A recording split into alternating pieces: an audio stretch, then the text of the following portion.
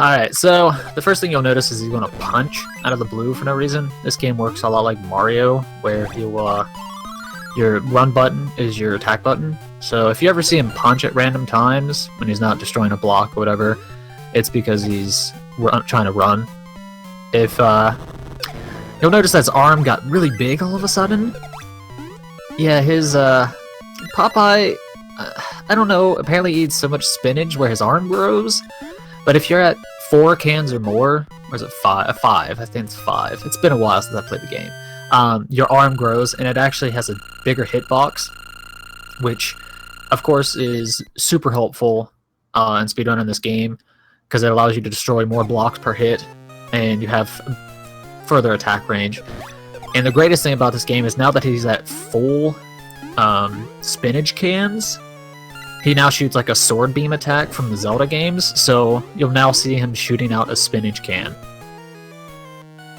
So you'll notice that he's like ducking while he's going down the ropes. The ropes in this game are really, really poorly designed, and you'll clip into them a lot. So we've found ways to try to avoid clipping into them as much as possible. A lot of it is ducking, or just like right there walking into the wall to avoid accidentally grabbing a rope. There's a couple power-ups in the game. In the top middle of the screen, you'll see a clock, and there's an empty space underneath that. The clock just freezes the enemies, and it also freezes the in-game timer. The spinach can you'll get at the end of every bonus stage, and it just fills your power bar to max.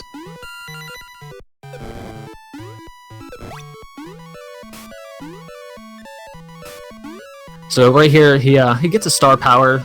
Just like Mario, Star Power lets you be invincible and just walk through enemies. We only get it a couple times throughout the run. There's not a whole lot of times that it drops throughout the game, so there's not many locations to actually grab it from. But the few times that it does drop that are actually in the way of us, we'll grab it because it just saves a little bit of time being able to run through enemies. So now we get the first boss of the game, and he's a snowman. I don't know why, but Popeye feels the need to beat the crap out of snowmen. So the best way to fight that boss is to just stand on the left side and just keep punching, shoot your spinach can out, and then just hit him that way. If you lose your spinach can, the fight takes so much longer, so you want to try to avoid getting hit, which you will avoid getting hit if you just stand exactly where you start. So he's a really easy boss fight. So now we got a bonus stage. At the end, there's 4 worlds. At the end of each one, there's a bonus stage, except for the 4th one, because it ends the game. And at the end of each bonus stage, you'll get a spinach can power-up, and we use that throughout the run so we can damage boost through stuff, and then still have full power.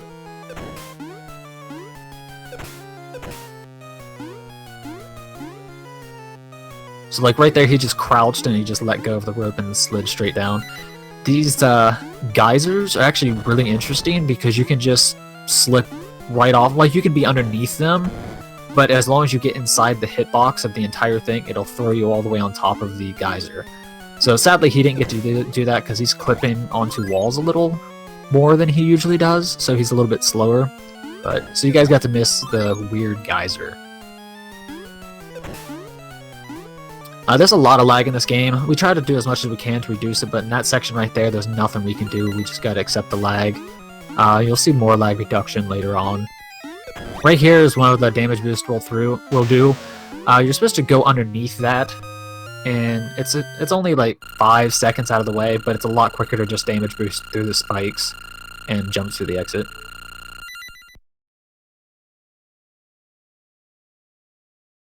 So they decided that this game was already bad enough, they needed to throw in some underwater levels. Yeah, the punching, for some reason, when you're not in water, you can destroy 2 sets of blocks in one punch if you have the big arm. While you're underwater, for some reason, it goes back to 1 set of blocks, so you get through walls a lot slower while underwater. The swimming mechanic isn't actually too bad. The biggest issue is you jump a certain height every time you press the button. Me and PPL, the current runner, we actually Taz this game, so if you guys actually want to watch that, go to Taz videos and check out the Taz of it. But we had a lot of issues with this water level because of the height that you jump every time you press the button. And unfortunately, right there, he got trolled by the shark. That door and that shark are really trolly, and they like getting in the way, or the door just doesn't work sometimes. You'll actually walk through the, like, you'll sit there, go through the door, and then just sit inside the door, and it won't end the level. So you actually have to get back out of the door, then go back in it.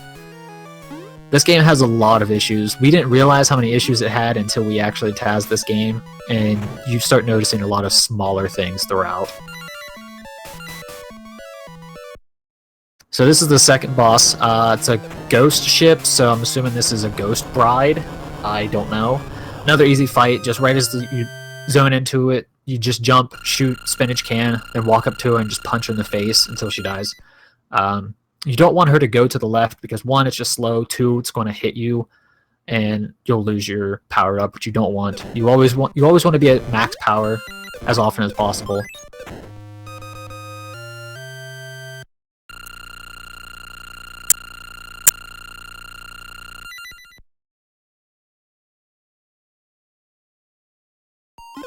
So we got pirates now. We were just on a ghost ship, so now we're on a pirate ship. So here's some lag reduction, which he didn't do. He's supposed to destroy those weights, or whatever they are, that are hanging from the ceiling. That jump he just did right there was actually one of the worst jumps we had while TASing. I don't know what it was, but there was a pixel issue with it, so we had a lot of issue with it. But that's a very straightforward level. It's just run to the right. Most of it's lag reduction. You have to kill some pirates to get them out of the way. So now we got ghosts and birds and a bunch of ropes. So the ropes are the worst thing in this game because, like I said, you clip onto them a lot. And you have to, like, if you notice while he's clipping onto the ropes, Popeye has to kind of shift to the middle before he can jump. So it's a lot of time wasted because right as you grab a rope, Popeye has to slowly shift over. And that door trolls too. So that right there, what happened with that door, that will also happen a lot in 2-2 as well. A lot of the doors in this game are poorly programmed. The ropes are poorly programmed. This game is poorly programmed. So this is actually, this level, PPO actually managed to find a glitch purely on accident when we were finishing up the TAS. We were like, okay, we're done. Let's call it quits. Let's call this the finished product. And he accidentally found a glitch on this level that we unfortunately didn't get to do in the TAS because there's so many issues with the TAS.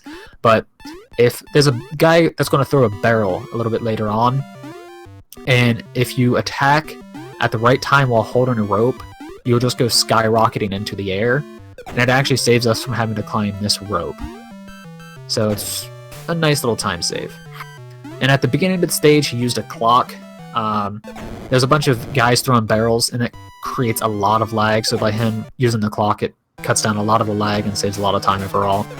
So this is the third boss fight. Me and PPL have argued about what it is. I say it's a dinosaur, but it's a really straightforward fight. Just run into it, beat the crap out of it. There is what we call the God Pixel. There's an exact spot, 1 pixel, where you can stand where he actually can't hit you at all, and me and PPL have both gotten it on accident while doing runs before. You just gotta hope for the best. It saves a lot of time. It actually saves like a second or two if you can manage to get it, because you don't get hit a second time, which Popeye can't attack while he's in the just gotten hit phase. So if you can manage to get the God Pixel, it actually saves time. So another bonus stage. Just swim through it, destroy the block, get a free 1-up for no reason, finish the stage.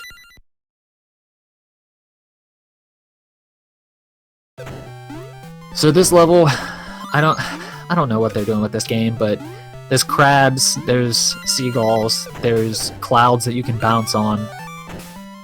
The whole goal is just to stay up above the stage as much as possible. It's faster overall. You don't have to deal with any possible accidental deaths by falling into pits. So you're just going to traverse across the top of the stage, and done with this one. And that door right there too, if you notice he's all the way inside the door, sometimes you'll be like on the very edge of the door and it'll count. So that right there, he just lost a couple frames because the door decided to not work. So again, with just a bunch of ropes. There's 2 levels in this game where you're going just down the entire time, 1-2 and 4-2. So the whole idea is just get down as quickly as possible, of course, but you're trying to avoid the ropes as much as possible. I know I've already talked about the ropes a lot, but they seriously are a bane for anybody that's speedrun this game before. Most of your runs you'll lose because of the ropes. And then he's going to use a clock here to freeze the enemies so they're out of our way as much as possible, and to avoid some lag from the enemies. Unfortunately, he did not kill that bat though and took a damage off of it. And he used his power-up right there at the end of the stage because we need the sword beam attack for that kill right there and that kill right here for lag reduction. It actually saves like 20-30 frames, something like that, to kill those plants because they just create a lot of lag. Almost everything in this game creates a lot of lag, so if you can kill it, it's for the best. Popeye's attack actually cost him like 2 frames, so if you can avoid attacking as much as possible, it'll speed you up. But usually killing things is better because most of the stuff creates more than 2 frames worth of lag. Alright, so now we got, there's a bunch of lag too, you can notice on this stage. There's nothing we can really do for it. We can freeze the stage, but it doesn't really save a whole lot of lag. Now we got a Pharaoh boss, and he's just going to walk to the right, damage boost through him, and then just beat the crap out of him. You're completely safe in that spot, so you just sit there and punch him to death.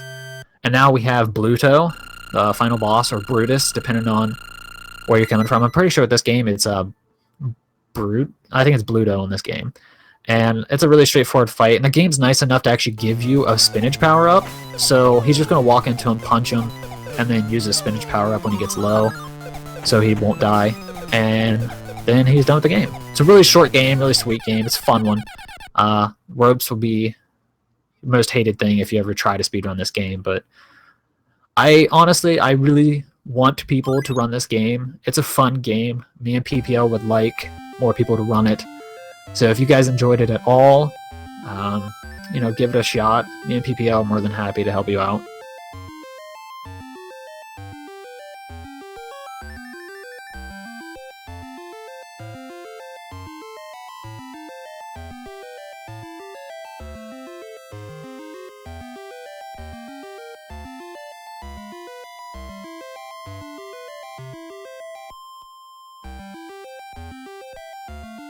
You're learning a lot about what strats to use in a fight.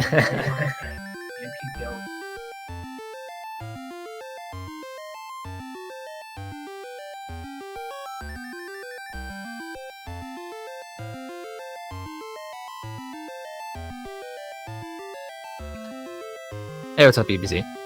Hey, how's it going? That was a sweet run. It's been a while since I watched Popeye 2 run. Yeah, we grinded this game a lot. We've gotten the time down a lot compared to what we thought was possible when we first started. We were first actually going for a sub 13 when I first started running this game, and then me and PPL eventually got into a battle of who could get the lowest time, and we both eventually got sub 12. It was a big battle to get sub 12. I actually got it, and then 2 hours later, he beat my time and got this up sub 12 with it, so.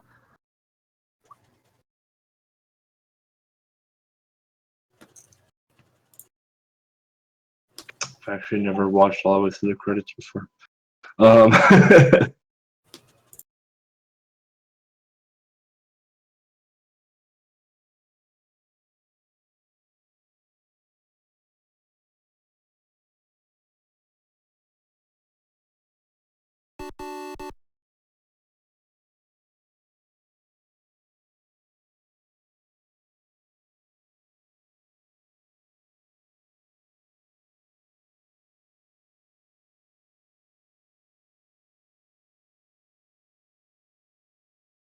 Looks like what do we have next up here? Looks like we're starting our Zelda block next, huh?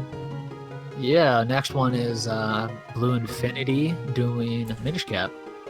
Oh, nice. Hey, how's it going? Going great, how about you? I'm doing alright. Really nervous about the run. This will be the first time the new route's done in a marathon setting. Oh, there's a new route for Minish Cap now. Yeah, recently they found a way to finally do flipperless. It used to be a pretty huge chunk of like the middle of the game would be dedicated to doing an entire like 12-minute or something side quest just to get flippers for one thing, and we finally were able to get around it. It's awesome. It's a lot more difficult, so I'm hoping I can do it all pretty well.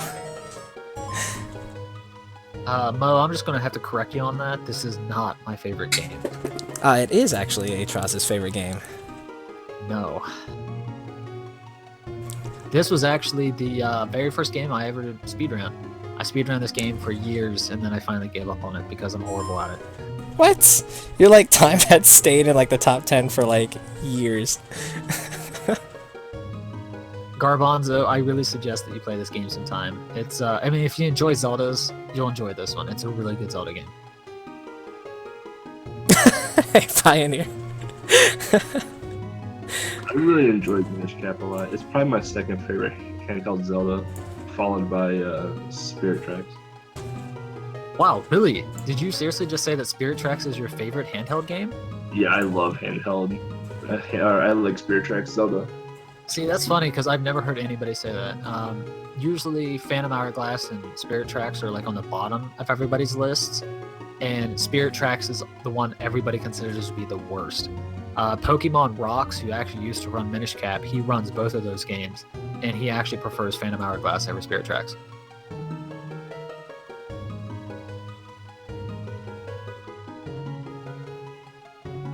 Alright. Oh, it doesn't So, fix. Pioneer, I am really, really, really ready for these sick new strats. Yeah, let's do it. so yeah, Blue, I'd say whenever you get the green light from Fiesel, you can go ahead, count yourself down and get started. Okay. Yeah, we're doing a few, just doing a few more adjustments, Sure. and I'll be all set. I think my favorite thing in Minish Cap is the cap itself. So Oh yeah, Eslo. Eslo. He's the best. He especially likes it when you roll on him into cutscenes. You know, Blue, I think that might be the first time I've ever heard a Minish Cap speedrunner call Eslo the best. Well, there was actually a few times when we were during this reroute that we actually abused Eslo buffering for like not just the Palace of Winds Ocarina glitch, but for some of the House OGs. And eventually we found better setups. But yeah, we actually abused Eslo. Buffering. Dude, this is a family-friendly stream. I can't have you talking about abusing. Come on. All right, so we're about to get started. I'll do a countdown from 5 because we actually do a manipulation as soon as we start the game up. So we're going to do a countdown from 5. All right, so 5, 4, 3, 2, 1, and go. Alright, so this manipulation he's doing right off the bat was actually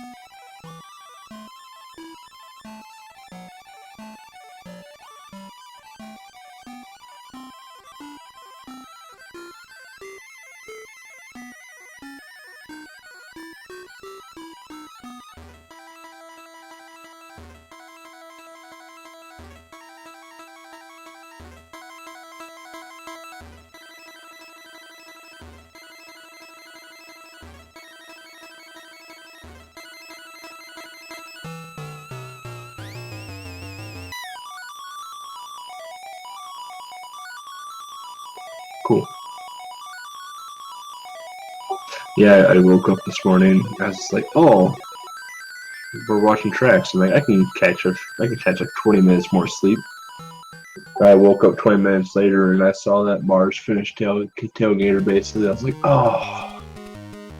Actually, you could have just pretty much stayed asleep because Slash messaged me like an hour ago saying his dog woke him up. So me and him have been up for a while now. We don't need you, EBC. Yeah, I am hosting all day.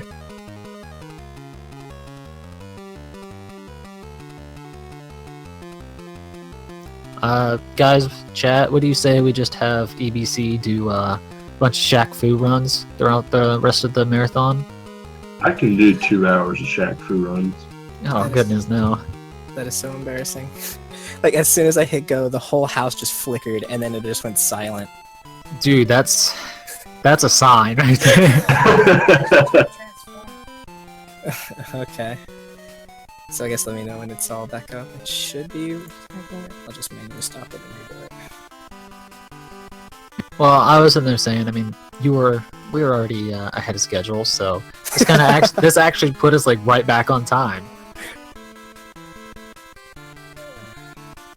Because your run wasn't supposed to start until 7:40, so I mean, we still got 3 minutes. So tell your internet it can take a little bit of time to boot back up.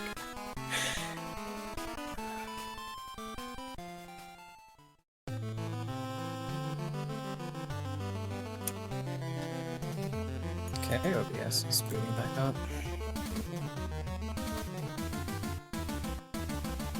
Are you able to connect to the RTMP? I'm doing it right now. I captured a show back up.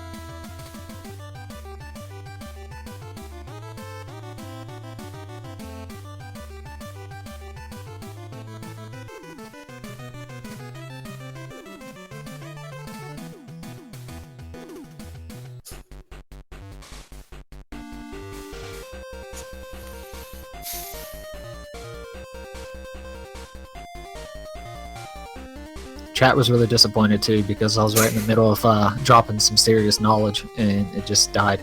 Yeah. Okay, I hit start stream. It's connecting.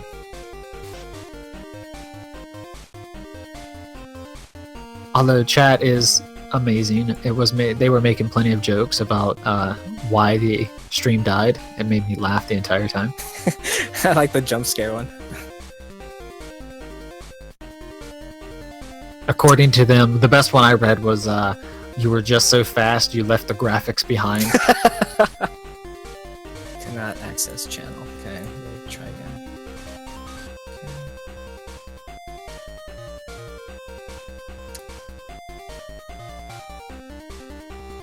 Okay. Getting cannot access channel, so let me try redoing it.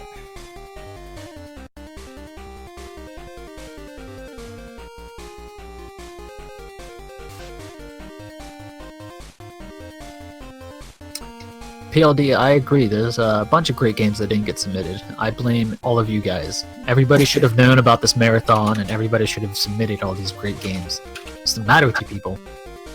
Yeah, I submitted Shaq Fu. I don't know what your problem is. I said submit great games. You must have misheard me.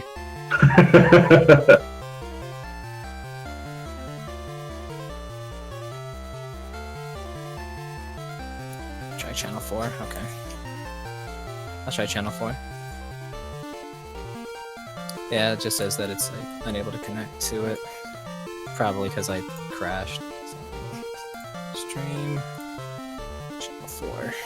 Yeah, I assume that RTMP server is probably just like, oh, you're still connected, kind of, sort of. It's like, thanks a lot for ruining everything. Okay. Bangar is over here asking the serious questions. Why did nobody submit Jeopardy? Hit start stream. It looks like it's working.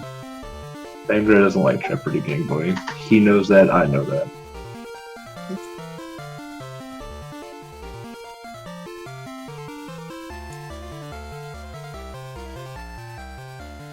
PLD, I tried to get Mo to submit Darkwing Duck. He just refused.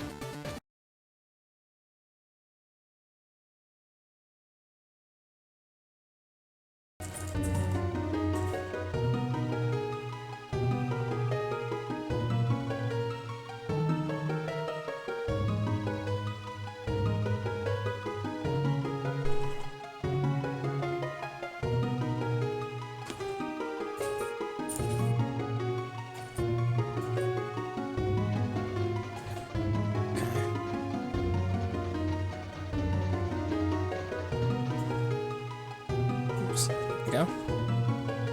Okay, so I think everything is up and running. Okay, so let's try this again. 5, 4,